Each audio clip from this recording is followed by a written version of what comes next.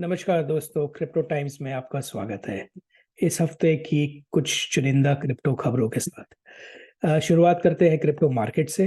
Crypto market इस हफ्ते मिला जुला रहा। कुछ कुछ टोकन्स हम देख रहे हैं जो कि हरे में रहे। बिटकॉइन, एटम के बारे में हम बात करेंगे। एटम थोड़ा गिरा, बट इथीरियम और बिटकॉइन बढ़े। इथीरियम ऑलमोस्ट 4% के करीब बड़ा, और बिटकॉइन नजर आ रहा है आपको। ये रहा, बिटकॉइन ऑलमोस्ट 6% के करीब बढ़ा। और ये कोई नई बात नहीं है। हम जानते हैं जैसे कि बिटकॉइन ईटीएफ की तारीख पास आती रहेगी, वैसी वैसी हम बिटकॉइन में ज़्यादा से ज़्यादा इन्फ्लो देखेंगे। तो ये बिट ओवरऑल मार्केट का हाल रहा। कॉइन शेयर की इस वीकली रिपोर्ट को देख लेते हैं। इस हफ्ते ये नवा हफ्ता है जो कि कंसेक्यूटिव पॉजिटिव इनफ्लो कर रहा क्रिप्टो मार्केट में। Almost 350 million US dollars add हुए का इनफ्लो हुआ क्रिप्टो मार्केट्स में इस बार। जैसे कि आप इस ग्राफ से देख सकते हैं कि क्रिप्टो मार्केट में अब हम एक तरीके से ये बुल मार्केट का फेज हम देख सकते हैं। 350 में से ज़्यादातर पैसा बिटकॉइन में गया, फिर उसके बाद इथीरियम में गया, और फिर सोलाना में गया। यही ट्रेंड हम पिछले 2 हफ्तों से देखते आ रहे हैं। उससे पहले हमने देखा था कि सोलाना में थोड़ा ज़्यादा जा रहा था इथीरियम से, पर अब इथीरियम वापस आ गया है नंबर 2 पोजीशन पे। चलिए आगे चलते हैं, पहली खबर देख लेते हैं। पहली खबर है कॉस्मोस से। पिछले हफ्ते हमने देखा था कि कॉस्मोस इकोसिस्टम में एक प्रपोजल फ्लोट किया था जिसमें कि एटम का जो इन्फ्लेशन है, दर है, वो 14 से 10% तक गिराने की बात की गई थी। इसके पीछे काफ़ी हल्ला हुआ, और बट फाइनली वो प्रपोजल पास हो गया। काफ़ी क्लोज फाइट थी। लगभग 40% लोगों ने उसके उस पे यस वोट किया, लगभग 30-35% लोगों ने नो वोट किया। तो उस खबर के बाद अब जो कॉस्मोस के फाउंडर है जे क्वान, जो कि इन्होंने नो वोट किया था, ये नहीं चाहते थे कि इन्फ्लेशन की दरें कम हो, ये अब ये कह रहे हैं कि कॉस्मोस को स्प्लिट कर देना चाहिए, क्योंकि वो इस डिसीजन से नाखुश है। तो इसका असर क्या पड़ेगा ये तो समय बताएगा, बट कुछ लोग ये कह रहे हैं कि ये अच्छी खबर है कॉस्मोस के इकोसिस्टम के लिए, क्योंकि जे जो हैं वो बहुत ही कंजर्वेटिव हैं, और लोग उनका मानना ये है कि उनकी इस सोच की वजह से ही कॉस्मोस आज अब में ग्रोथ नहीं हो पा रहा है। तो हो सकता है कि ये इथीरियम और इथीरियम क्लासिक की जैसे का एक सिचुएशन हमारे सामने बनता हुआ नजर आए। सो आगे देखना होगा कि ये वाकई में कॉस्मोस के लिए अच्छी खबर होगी या नहीं, बट एक इंटरेस्टिंग खबर नॉनदलेस। चलिए आगे बढ़ते हैं।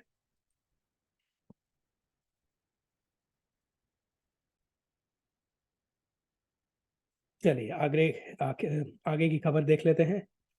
ट्रॉन के लिए अच्छा हफ्ता नहीं रहा। कुछ 2-3 खबरें हैं जो एक साथ हम कवर करेंगे ट्रॉन को लेकर।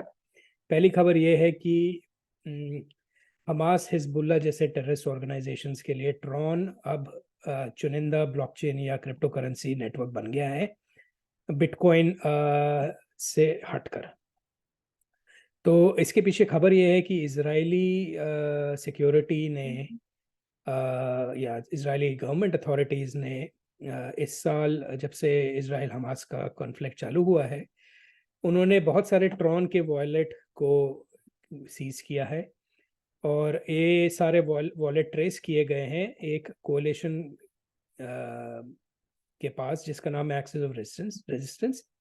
और इसमें हजबुल्ला और हमास जैसे जिहादी और टेररिस्ट ऑर्गेनाइजेशंस इंक्लूडेड हैं। तो ये ट्रॉन के लिए बहुत ही बुरी खबर है।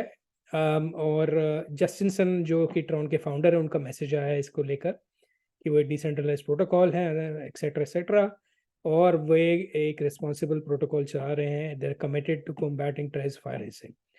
ये बोलने के लिए तो अच्छी बात है, बट ग्राउंड रियलिटी ये है कि इस पे क्या काम कर रहे हैं ट्रॉन और जस्टिन सन, वो देखना होगा।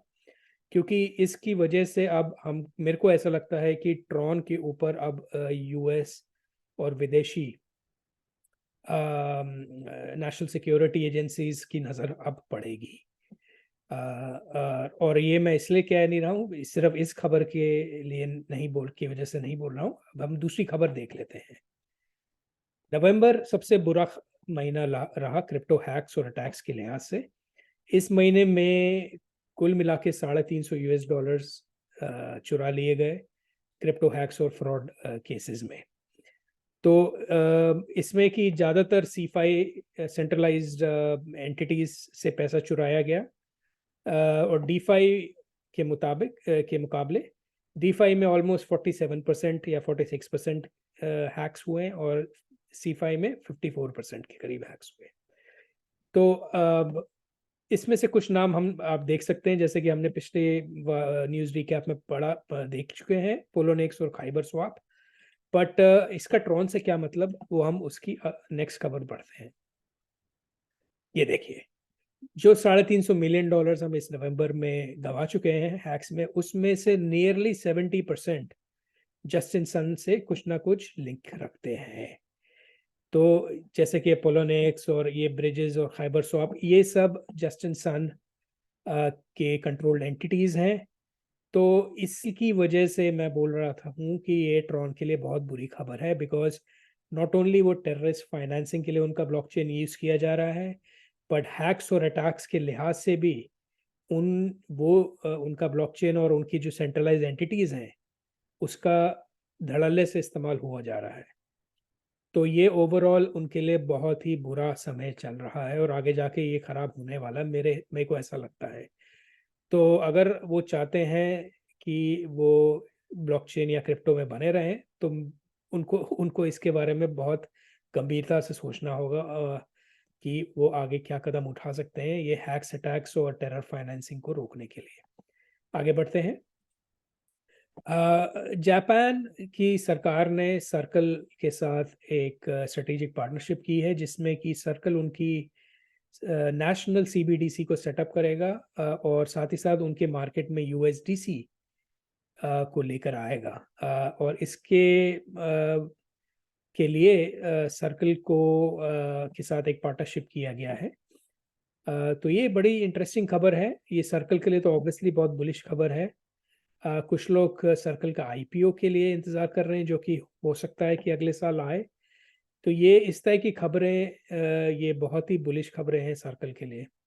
ज़्यादा इन्फॉर्मेशन मेरे को इस में समझ में नहीं आया है कि इससे एक्चुअली में फ़ायदा क्या है, या क्या एक्चुअली होने वाला है। मुझे ऐसा लगता था कि वो यूएसडीसी का एक्सेस तो देंगे उनके मार्केट में, बट साथ ही साथ उनके सीबीडीसी के लिए भी वो कुछ कोलैबोरेट करेंगे। बट एनीवे, सर्कल बहुत खुश हैं इसके लिए, और देखना होगा कि एक्चुअली में आगे जाके ये क्या रूप लेता है। ब्राज़ील अब क्रिप्टो टैक्स लगाने वाला है 15% का अगले साल से।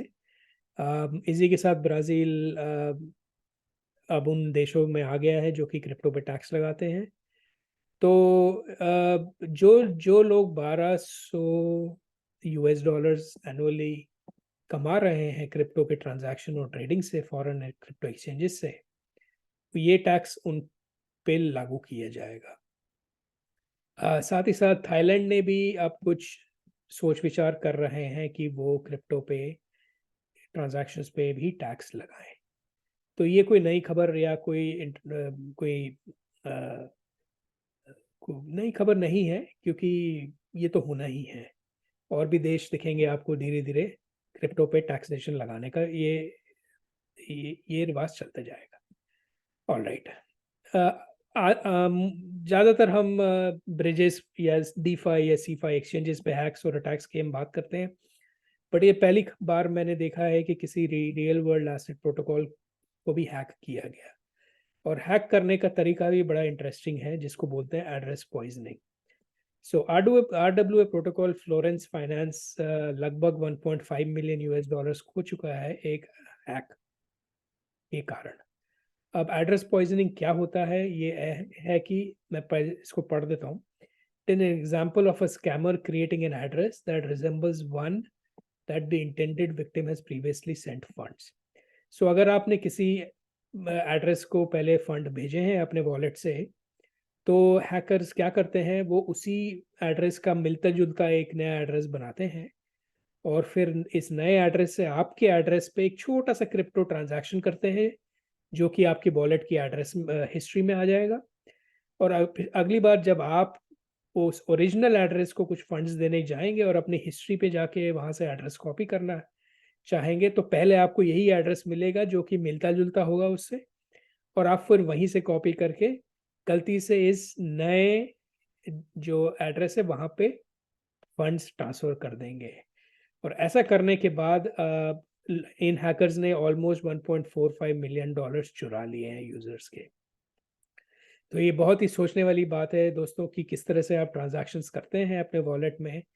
तो ये ध्यान रखें कि वो एड्रेस आप कहाँ से कॉपी कर रहे हैं और एक करेक्ट एड्रेस है कि नहीं। तो इसीलिए मेरे को ये खबर बहुत इंटरेस्टिंग लगी इस बार आपके साथ शेयर करने के लिए। और आखिरी खबर इस हफ्ते की है कि रेयरेबल जो कि एक एनएफटी मार्केटप्लेस है, उनके फाउंडेशन ने आर्बिट्रम पे एक लेयर 3 ब्लॉकचेन बनाने का इरादा किया है। तो अगर आप रोल ऑफ फ्रेमवर्क से वाकिफ़ हैं, तो आपको पता होगा कि आर्बिट्रम पे आप लेयर 2 और लेयर 3 दोनों ब्लॉकचेन्स बना सकते हैं। लेयर 2 के लिए आपको उनके डाओ के अप्रूवल लेना पड़ेगा, बट लेयर 3 के लिए आपको कोई अप्रूवल नहीं चाहिए। आप उनका स्टैक यूज़ करके अपना एक लेयर 3 ब्लॉकचेन बना सकते हैं। ये थोड़ा डिफरेंट है बाकी लेयर 2s में, जैसे पॉलीगॉन ऑप्टिमिज्म, जहाँ पे आप लेयर 2 डायरेक्टली बना सकते हैं उनके स्टैक का इस्तेमाल करके। तो ये बहुत ही अच्छी खबर है। एक और मॉड्यूलर एडॉप्शन स्टोरी, और देखना होगा कि इससे एक अच्छा सवाल पैदा होता है कि प्रोजेक्ट्स ये डिसाइड कैसे करें कि लेयर 3 बनाना है या लेयर 2। तो ये एक थोड़ा इंटरेस्टिंग सवाल पैदा होता है, but overall modular blockchain thesis हम देख ही रहे हैं कि बहुत सारे प्रोजेक्ट्स अब लेयर 2 पे या लेयर 3 पे कन्वर्ट हो रहे हैं। तो इसी के साथ इस हफ्ते का क्रिप्टो न्यूज़ रिकैप ख़त्म होता है दोस्तों। आशा करता हूँ आपको ये वीडियो पसंद आया होगा, और मुलाकात करूँगा आपसे अगले हफ्ते एक और crypto news weekly news recap के साथ। तब तक के लिए नमस्कार।